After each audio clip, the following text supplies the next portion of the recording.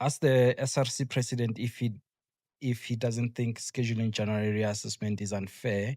Financial, it burdens students with extra cost, and academically, it's harsh because results go to NSFAS in December. So even if they pass the reassess, they are rejected for not having 60% credits. Brilliant question. I love it. It's a good I love question. it. It's a pity that you didn't put your proper name here. Yeah.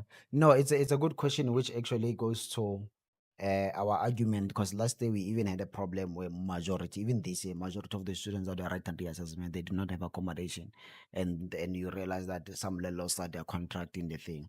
So last day in one of the committee meetings is something that we raised to say this thing of reassessments happening in January is very costly. Mm. Not only costly, but also the issue of now is not aligning with NSFAS dates, Mm. because right now already now NSFAS appeals open in December, but students, some of them are only writing reassessments now.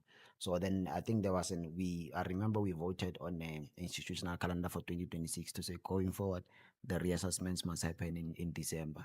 Oh, So yeah. we did raise those challenges, and I think the 2026 institutional academic calendar, the reassessments will happen in December from now on.